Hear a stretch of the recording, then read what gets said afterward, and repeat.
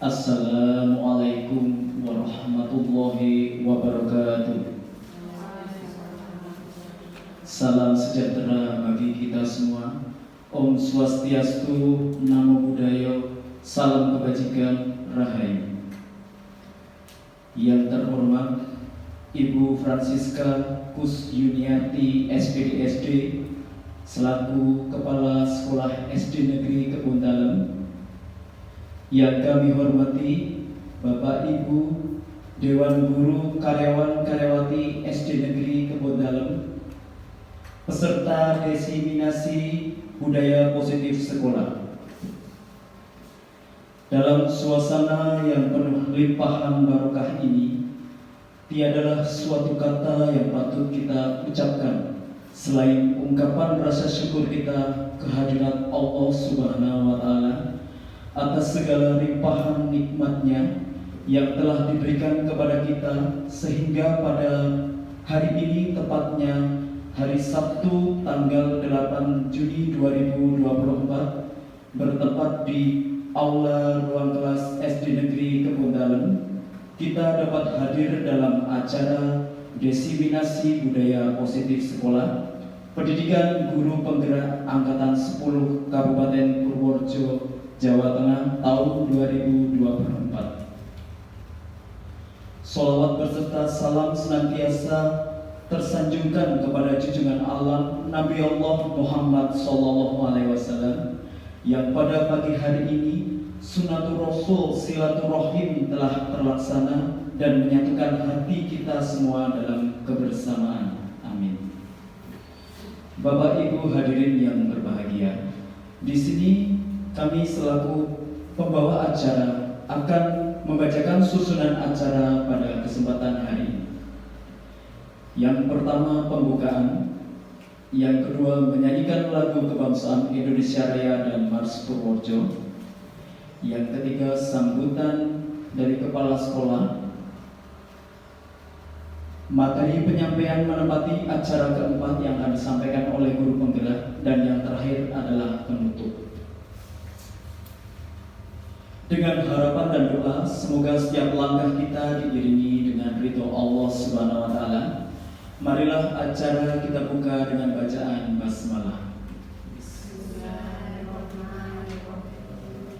Selanjutnya acara yang kedua yaitu menyanyikan lagu kebangsaan Indonesia Raya dan Mars Purworejo. Hadirin dimohon berdiri.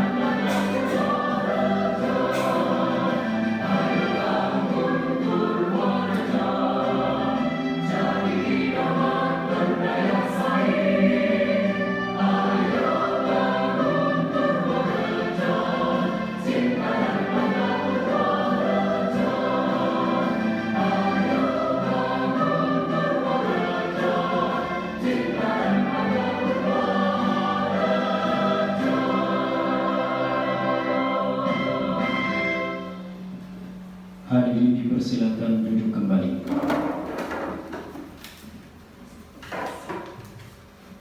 Untuk acara selanjutnya, sambutan dari Kepala Sekolah. Kepada Ibu Francisca Kusjuniarti SPDSD dipersilakan.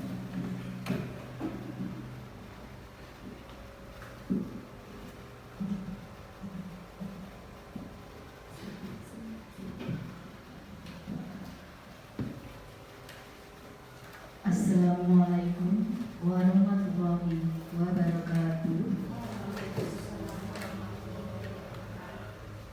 Yang saya hormati Bapak Ibu Guru SD Negeri Kebondalan yang berkenan hadir pada acara hari ini. Pertama-tama marilah kita memanjatkan puja dan puji syukur kehadirat Tuhan Yang Maha Esa, Allah Subhanahu wa Ta'ala. Terima kasih atas limpah rahmat-Nya sehingga kita semua dapat berkumpul dalam keadaan sehat walafiat di ruangan ini dalam acara diseminasi budaya positif yang akan disampaikan oleh calon guru penggerak Ibu Triwahyu Suparyani dari SD Negeri Kebondalan. Kami ucapkan selamat dan semangat kepada Ibu Triwahyu Suparyani yang saat ini sedang mengikuti pendidikan calon guru penggerak Angkatan 10 Kabupaten Purworejo, Jawa Tengah.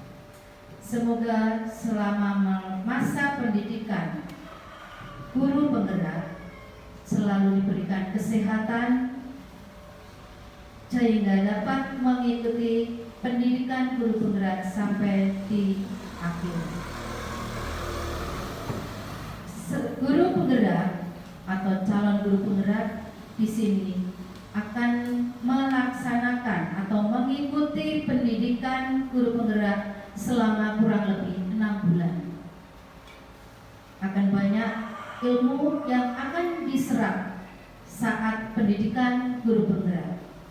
Harapan dari kami, semoga apa yang didapat selama mengikuti program guru penggerak dapat diimplementasikan dalam mengikuti atau dalam menjalankan tugas sehari-hari sebagai seorang guru.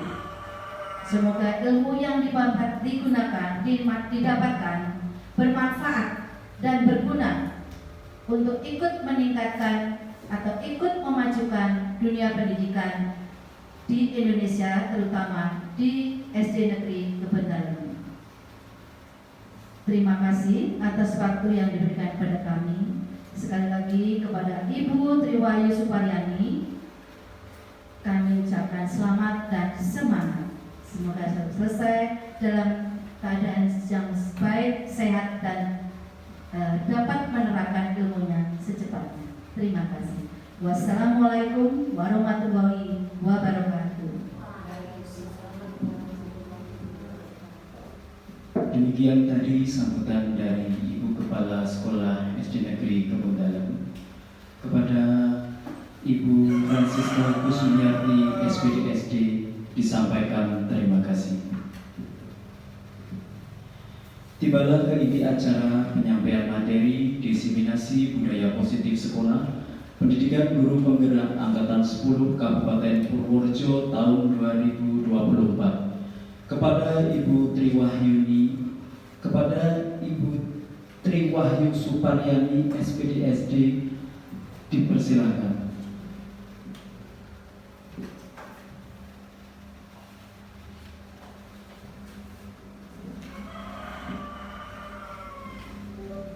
Assalamualaikum warahmatullahi wabarakatuh. Alhamdulillahirabbil alamin wa bihi nasta'inu ala umuri dunya waddin wassalatu wassalamu ala asrofil anbiya'i wal mursalin wa ala alihi wa ashabihi ajma'in. Amma ba'd. Rabbi israh li sadri wa yassir li amri wa hlul 'uqdatam min lisani yafqahu qawli. Yang terhormat Ibu Kepala Sekolah SD Negeri Kebun Dalam, Ibu Francisca Kusyuniarti SPD SD, serta Bapak Ibu Guru SD Negeri Kebun Dalam Kecamatan Kuto Arjo yang berbahagia. Pertama, marilah kita panjatkan puja dan puji syukur atas kehadirat Allah Subhanahu wa Ta'ala yang telah memberikan rahmat dan hidayahnya kepada kita, sehingga hari ini, hari Sabtu, tanggal 8 Juni 2024, kita dapat berkumpul di ruang kelas SD Negeri Kebun dalam acara Desiminasi Budaya Positif Sekolah Pendidikan Guru Penggerak Angkatan 10 Kabupaten Purworejo tahun 2024. Salawat dan salam marilah kita curahkan kepada Nabi Agung Muhammad Sallallahu Alaihi Wasallam yang telah membawa kita dari zaman jahiliyah menuju zaman terang benderang ini. Semoga kita akan tergolong kaum beliau yang akan mendapat syafaatnya di yaumul qiyamah. Allahumma amin. Yang pertama, saya ucapkan terima kasih kepada Ibu serta Bapak Ibu Guru SD Negeri Kebun Dalam atas kesediaannya memenuhi undangan saya untuk mengikuti desiminasi pemahaman budaya positif. Saya ucapkan terima kasih sekali yang telah meluangkan waktunya. Kemudian Nyun Sewu, ini desiminasinya kita buat jangan sepaneng gitu.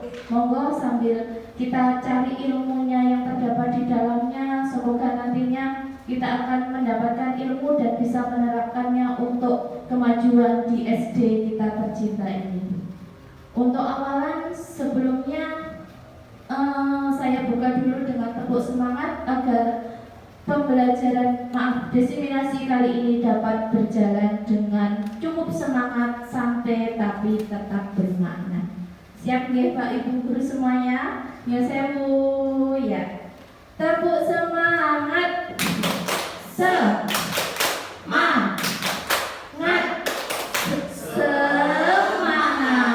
Iya, terima kasih sekali. Semoga dengan tepuk semangat itu memang benar-benar akan membuat kita semangat dalam menerima perubahan, tentunya perubahan yang positif di dunia pendidikan. Nyun sewu, saya izin berdiri di sini untuk memberikan pemaparan sedikit, yaitu tentang desiminasi pemahaman dan pengalaman penerapan budaya positif yang terkait dengan program guru penggerak yang baik yang sudah saya lakukan ataupun nantinya akan kita lakukan bersama. Semoga kita diberi kemudahan. Langsung saja Bu. Adapun yang akan kita pelajari dalam desiminasi kali ini itu ada 9 hal, yaitu terkait konsep intinya, yaitu yang pertama tentang perubahan paradigma belajar, yang kedua tentang budaya positif, yang ketiga nilai kebajikan, yang keempat motivasi perilaku manusia, yang kelima hukuman, konsekuensi, dan restitusi, yang keenam keyakinan kelas, yang ketujuh kebutuhan dasar manusia, yang kedelapan posisi kontrol guru, dan yang terakhir segitiga restitusi. Untuk mempercepatnya, monggo Bu, next slide selanjutnya. Ya, yang pertama yaitu tentang perubahan paradigma belajar. Adapun dengan desiminasi ini diharapkan nanti kita akan melakukan sebuah paradigma belajar, yaitu pembelajaran yang mungkin tadinya kita belum berpihak pada murid, diharapkan kita dapat menyajikan pembelajaran yang berpihak pada murid.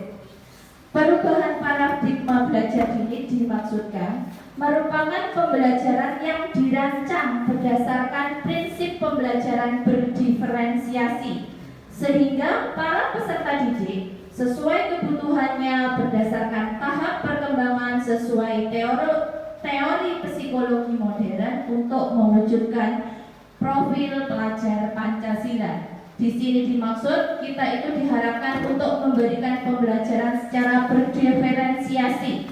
Berdiferensiasi dimaksud adalah pembelajaran yang berdasarkan kebutuhan serta kemampuan peserta didik.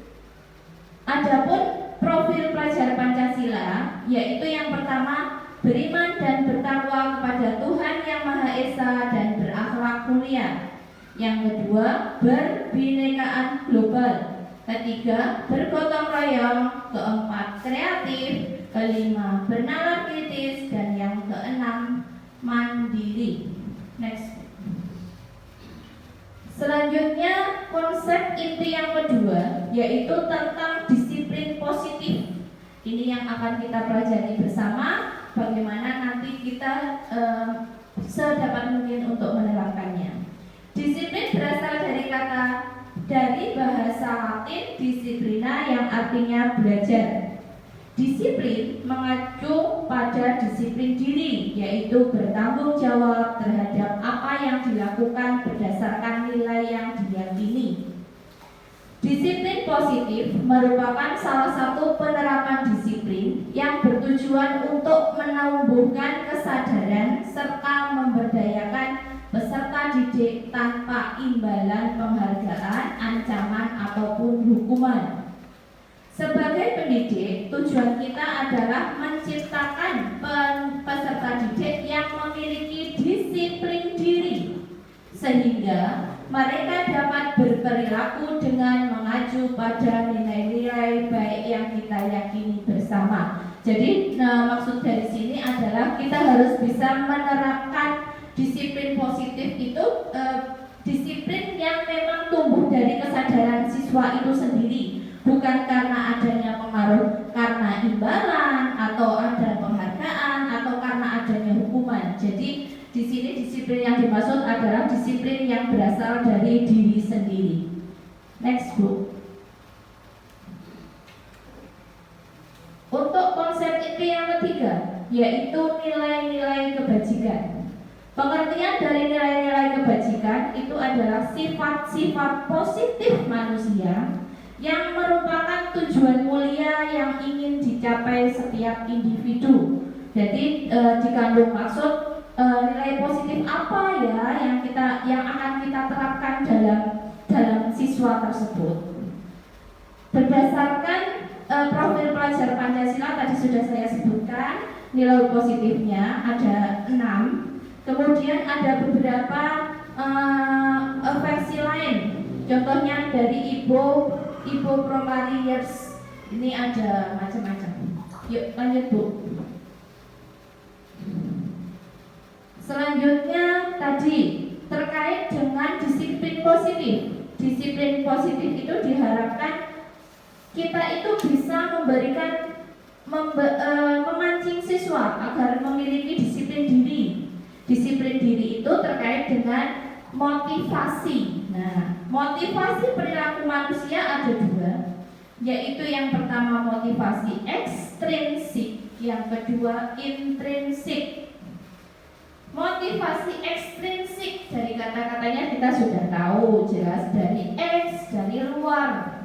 Nah, itu dapat berupa karena untuk menghindari ketidaknyamanan atau hukuman. Jadi anak itu melakukan disiplin karena takut dihukum gitu.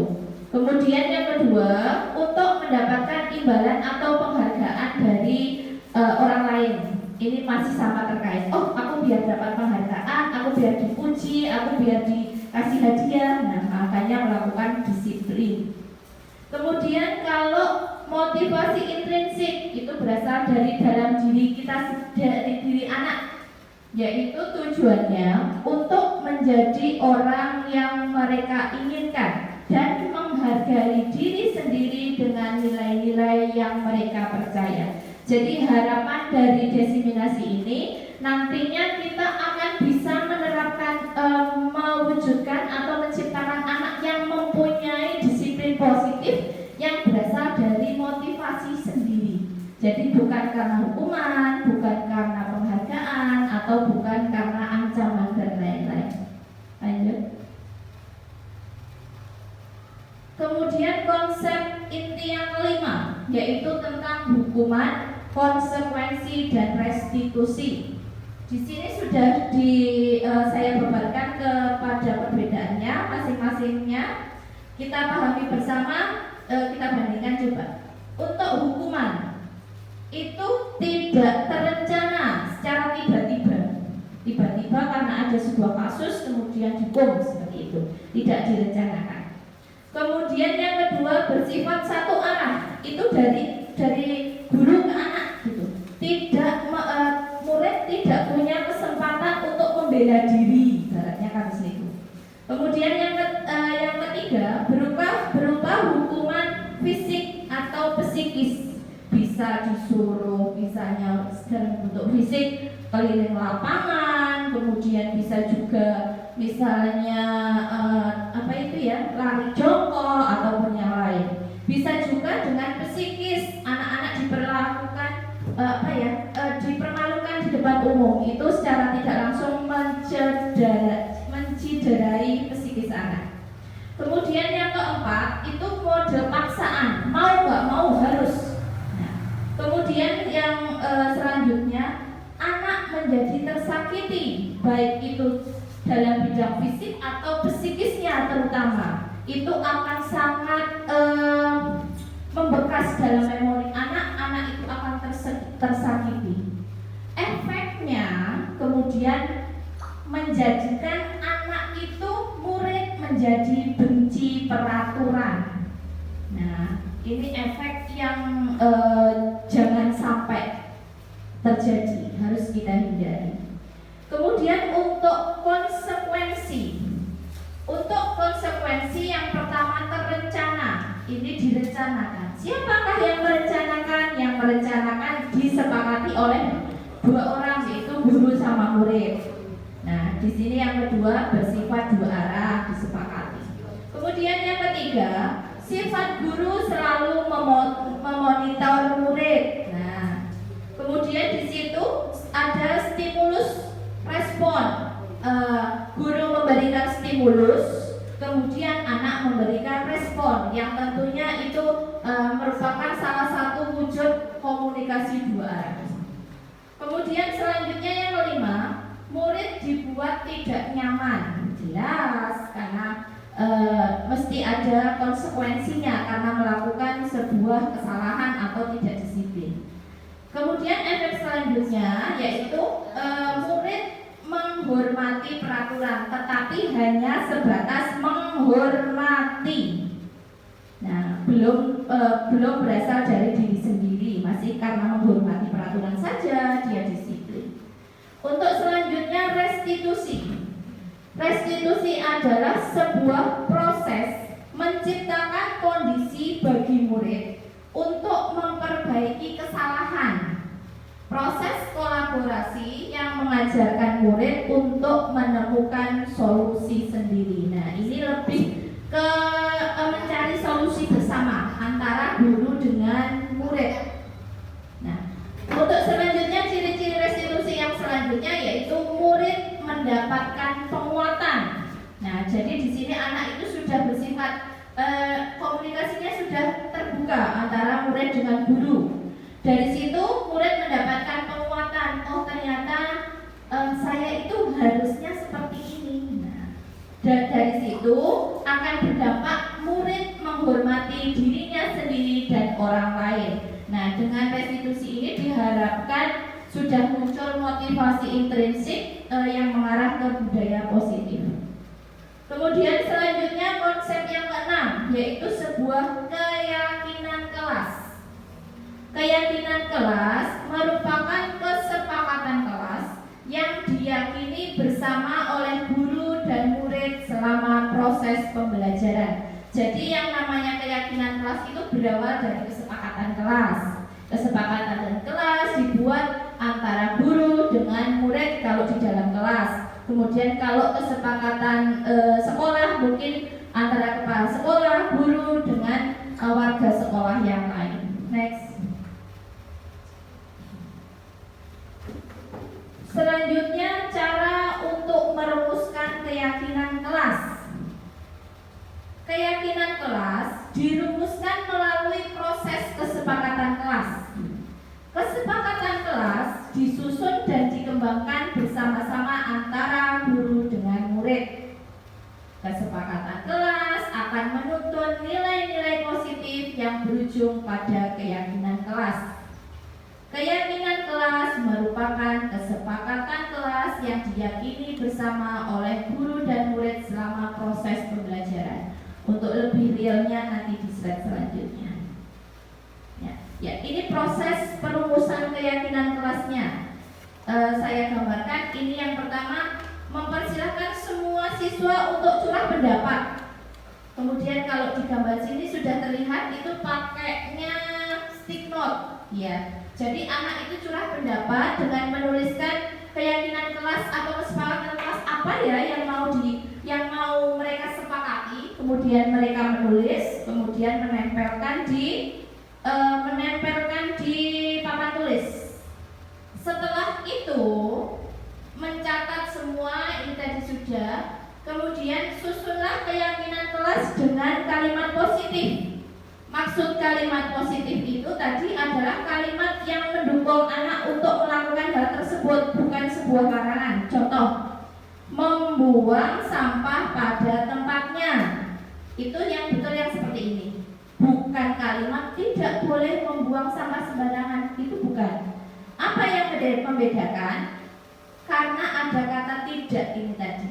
Karena ada kata tidak ini jadi menjadi kalimat negatif. Jadi sedapat mungkin kesepakatan kelas atau keyakinan kelas itu menggunakan kalimat positif. Kemudian selanjutnya, ini harusnya nomor 4. Tinjau keyakinan kelas, ya sudah ditinjau, dimusyawarahkan bersama, kemudian disetujui sama wali kelas, ya semua warga kelas dan anak-anak sesudah dimusyawarahkan. Kemudian keyakinan bisa diletakkan di dinding yang mudah terlihat. Nah itu bisa saja cuma dengan kertas asturo, kemudian tadi stick note anak ditempelkan bisa. Atau kalau biar lebih ciamik lagi, karena kita punya fasilitas yang bagus, kita manfaatkan Canva ataupun yang lain untuk membuat poster. Kemudian poster ini ditempelkan.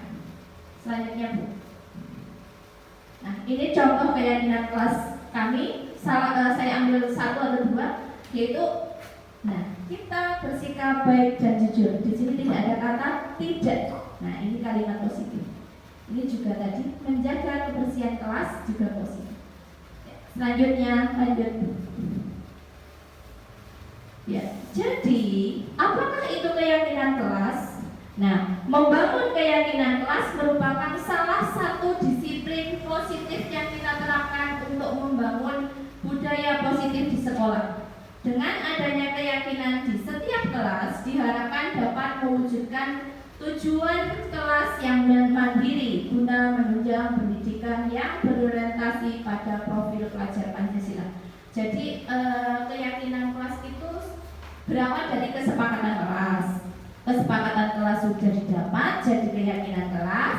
Nah, dari keyakinan kelas itu merupakan sebuah akar, salah satu akar supaya budaya positif sekolah itu bisa kita wujudkan.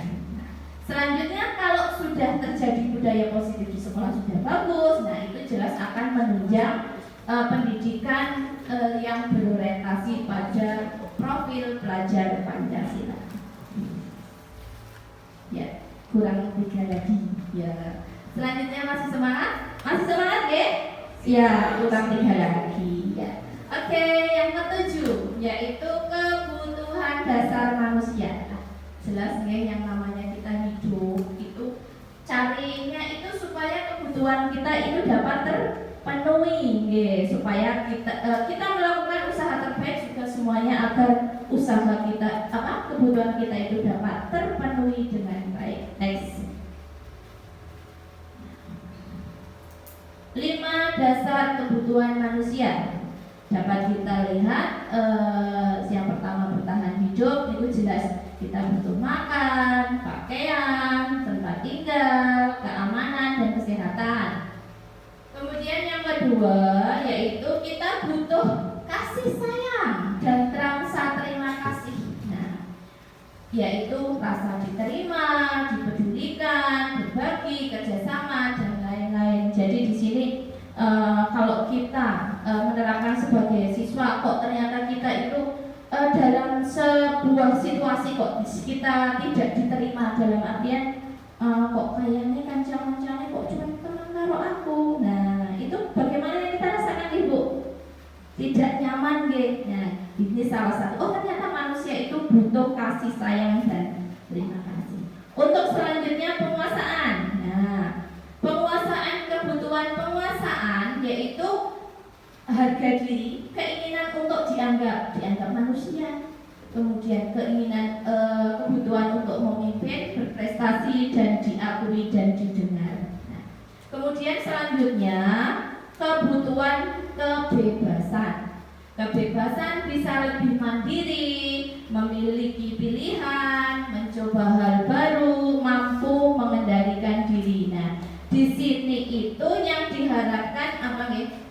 Diharapkan kita itu bisa memfasilitasi anak agar memiliki kemerdekaan atau kebebasan. Makanya kita sering melihat slogan-slogan merdeka belajar. Supaya apa? Supaya anak memiliki kebebasan, kebutuhan dasar kebebasan untuk belajar dan bisa berkembang sesuai kodratnya tanpa dipaksa.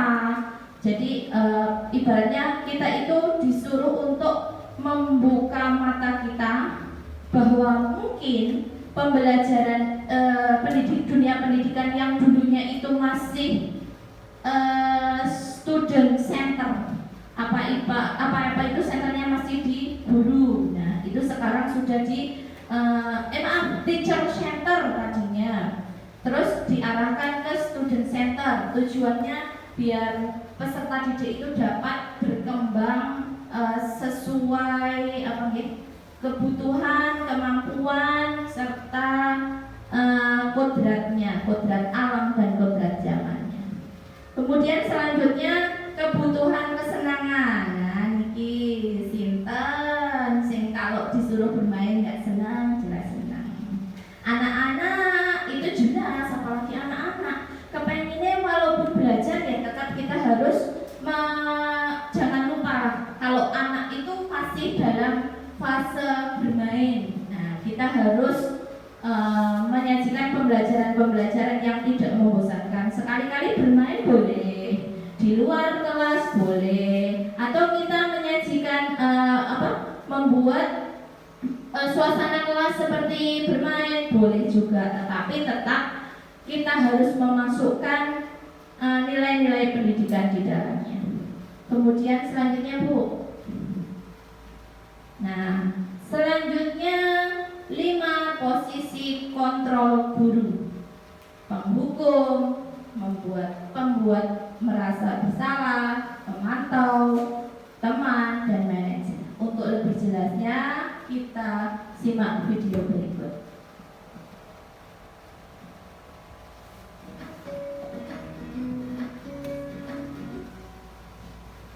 Salam bahagia Ibu dan Bapak Guru hebat. Dalam penerapan disiplin positif restitusi, salah satu program yang disediakan adalah 5 posisi kontrol. 5 posisi kontrol dalam restitusi adalah proses perjalanan seorang pendidik agar dapat mengenali dirinya.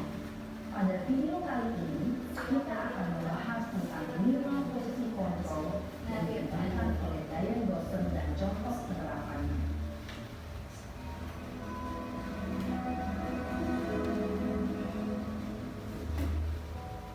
5 posisi kontrol itu adalah 1. Posisi penghukum, 2. Posisi pembuat merasa bersalah, 3.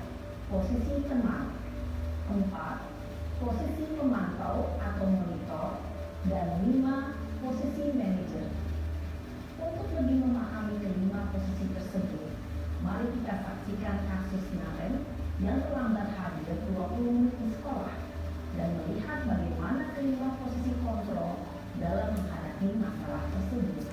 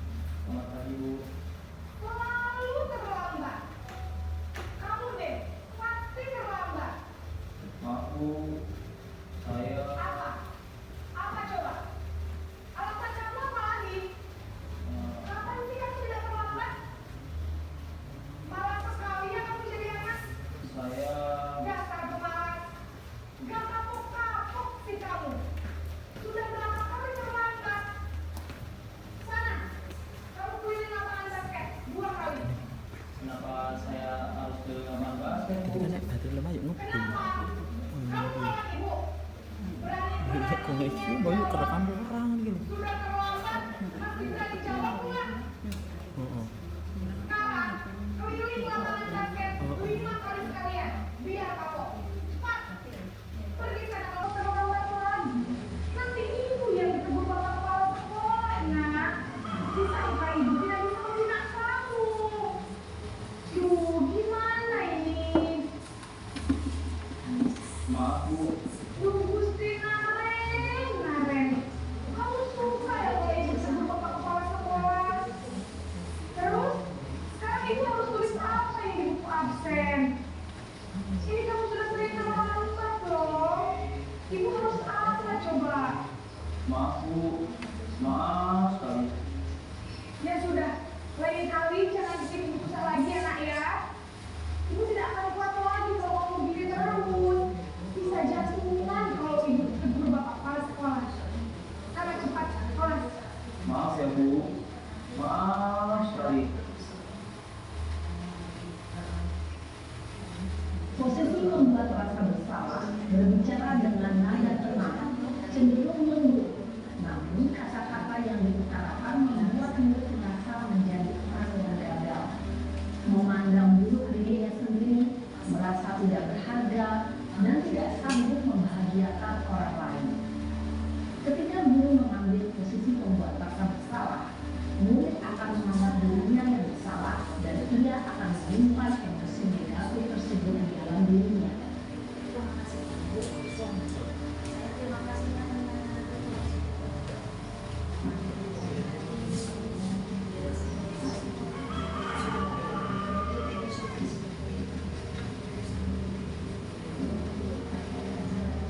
Naren!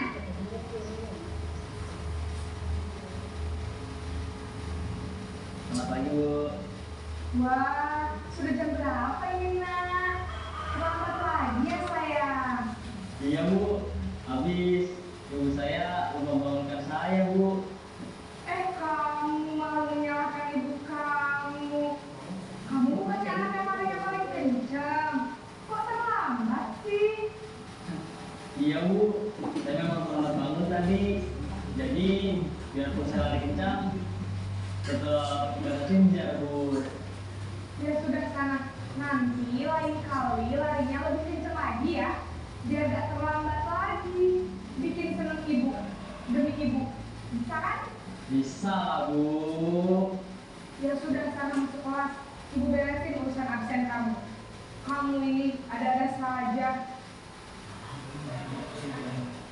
Dalam posisi teman, guru berbicara dengan nada suara ramah, akrab, cenderung bersandar guru untuk menjaga suasana tetap santai. Murid akan merasa senang, aman, dan akrab dengan guru. Identitas yang tercipta adalah identitas sukses atau berhasil. Namun, perlu diingat, karena ini masih dorongan eksternal, maka ada faktor ketergantungan dari murid kepada orang tertentu. Di sini guru absennya, sehingga di lain waktu murid bisa berperilaku baik, namun hanya kepada orang-orang tertentu saja.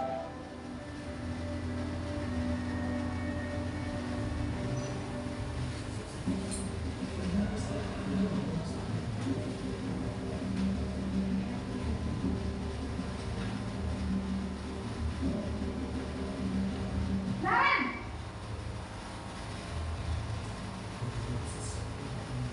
Selamat pagi Bu. Naren, apa peraturan sekolah kita tentang jam berapa kita harus masuk sekolah, nak? Kita harus di sekolah jam 7 Bu. Iya betul, sekarang sudah jam 7.20. Naren sudah tahu konsekuensinya jika terlambat hadir. Paham Bu, saya harus tinggal kelas pas jam istirahat selama 20 menit. Iya benar, konsekuensinya demikian.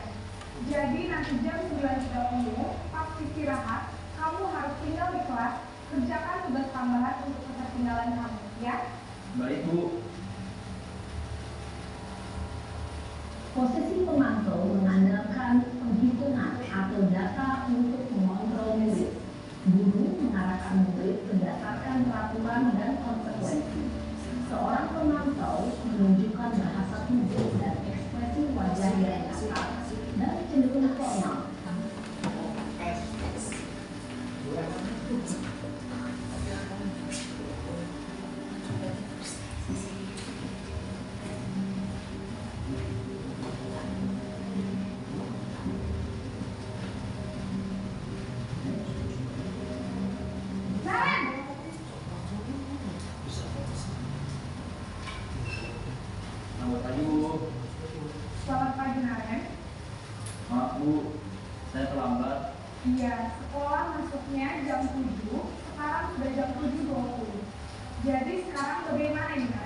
Maaf Bu, saya lupa tanggal saya semalam. Baiklah, menurut kamu, keyakinan sekolah yang mana yang paling kamu tingkatkan? Menghargai diri sendiri dan orang lain mungkin ya Bu. Setuju.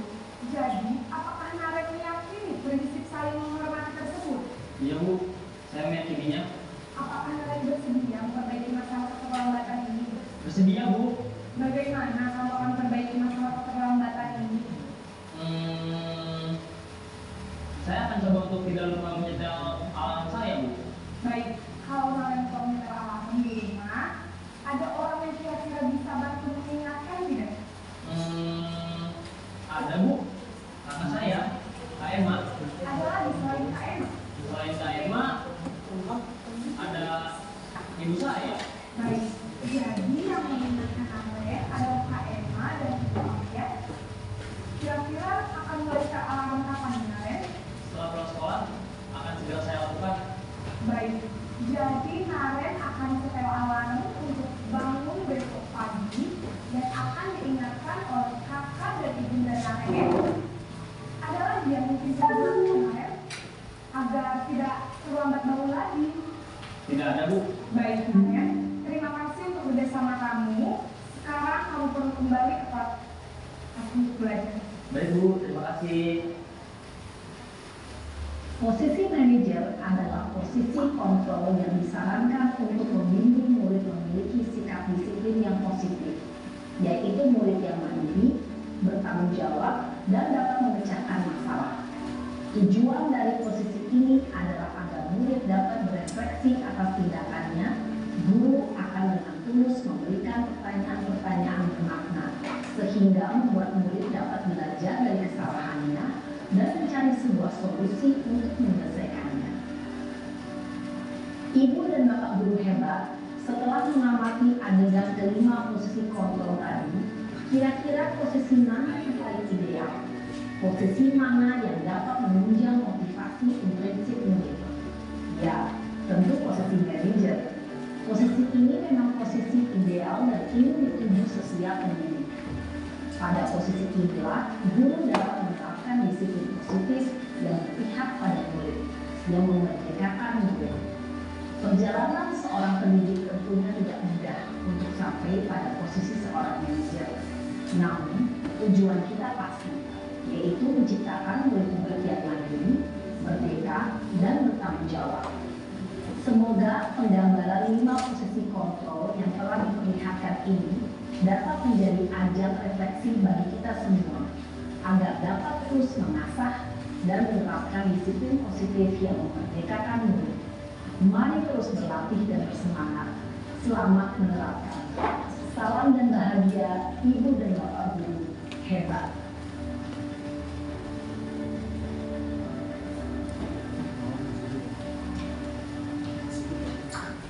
Ya, itu tadi video tentang 5 posisi kontrol yang jelas sudah sangat jelas nih, karena di situ disajikan juga dengan kasus Naren yang terlambat, ada penyikapan dengan hukuman, dengan membuat rasa bersalah sebagai teman, sebagai pemantau, dan yang terakhir sebagai manajer. Nah, diharapkan yang harusnya kita terapkan itu yang terakhir, yaitu sebagai manajer. Untuk konsep inti budaya positif yang terakhir yaitu segitiga restitusi. Segitiga restitusi adalah suatu proses dialog yang dijalankan antara guru dengan orang tua. Ini bisa orang tua, bisa juga dengan langsung dengan murid, agar menghasilkan murid yang mandiri dan bertanggung jawab. Yosewu ini lebih tepatnya bukan orang tua harusnya, tapi dengan murid. Ya, lanjut Bu. Nah, untuk selanjutnya mendengarkan video lagi, insya Allah ini videonya menarik sekali. Salam dan bahagia, Ibu dan Bapak guru hebat. Pada video kali ini kita akan membahas tentang salah satu program disiplin positif yang diterapkan di lingkungan sekolah yang dikenal dengan nama restitusi.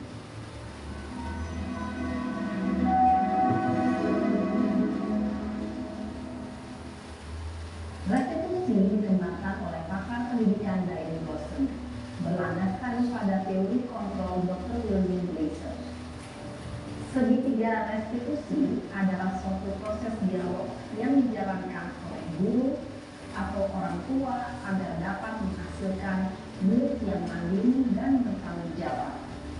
Pada saat guru di posisi manajer, aspek yang dikembangkan pada murid adalah motivasi intrinsik, sehingga penanaman nilai-nilai kebaikan dapat tumbuh dan berkembang menjadi suatu kebiasaan positif yang akhirnya membentuk karakter murid.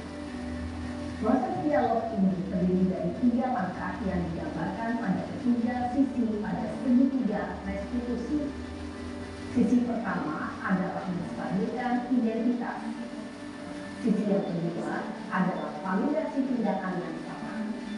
Dan sisi yang ketiga adalah menanyakan keyakinan.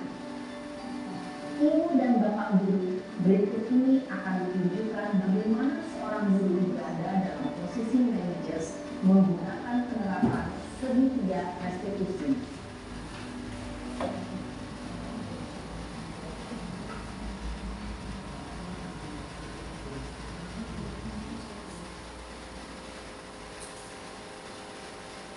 Yang cara Ya Pak. sudah lama lagi bicara. Kenapa hari ada di sini? Kesel Pak, kesel banget. Masa aku dikatain tukang fitnah Pak? Ya aku marah lah. Aku balik katain mereka di depan kelas. Kesel banget. Oh begitu. Ya pasti kamu marah dan kesal. Bapak juga akan marah apabila ada yang menuduh Bapak seperti itu. Kemudian pada saat itu kamu mau melakukan apa? Ya saya langsung ngatain mereka lah Pak. Kesel banget. Saya bentak-bentak dia di depan teman-teman lain. Oh begitu.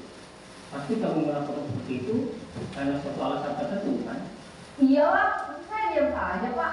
Ya saya bela diri lah. Masa saya dituduh tukang fitnah? Ya wajar lah. Mempertahankan harga diri itu sesuatu yang penting buat kamu. Untung kamu tidak bertindak lebih gegabah lagi. Hanya membentak-bentak. Iya Pak. Untung saya masih bersabar dan hanya membentak saja. Sudah gemes padahal. Saya pasti bela diri lah Pak. Ya pasti ya. Tapi kamu memilih untuk tetap bertahan dan bersabar. Kamu memilih untuk tidak berbuat lebih parah lagi kan? Iya. Nah, sekarang coba kita lihat lagi tindakan kamu yang bentak-bentak Eka di kelas. Tindakan kamu itu kira-kira sesuai dengan keyakinan kelas atau prinsip kamu tidak? Enggak lah Pak. Capek Pak jadi pemarah. Jadi keyakinan atau prinsip mana yang kurang sesuai dengan keinginan kamu? Ya, saya sebenarnya sangat menghargai orang lain. Mungkin saat itu saya menjadi emosi, jadi tidak menginginkan sikap itu. Kamu meyakini tidak? Menghargai orang lain itu penting buat kamu. Yakinlah Pak. Iya, setuju. Kita harus saling menghargai. Namun, ada juga keyakinan yang kita sepakati yang perlu kita jalankan apabila kita sedang marah kan? Ya, saya bisa lebih proaktif, mulai dengan diri sendiri. Saya bisa jadi lebih sabar, mengambil waktu jeda untuk berpikir mau apa selanjutnya. Kira-kira kamu bersedia memperbaiki masalah ini tidak? Sedia Pak. Kalau kamu memperbaiki masalah ini, kamu akan menjadi orang seperti apa? Saya akan menjadi orang yang bertanggung jawab kali ya Pak. Dan nanti proaktif. Iya, menurut kamu bagaimana rasanya menjadi orang seperti itu? Ya nyaman lah, bangga bisa bersabar dan menahan diri. Baiklah kalau begitu. Yuk kita pikirkan bagaimana memperbaiki masalah ini.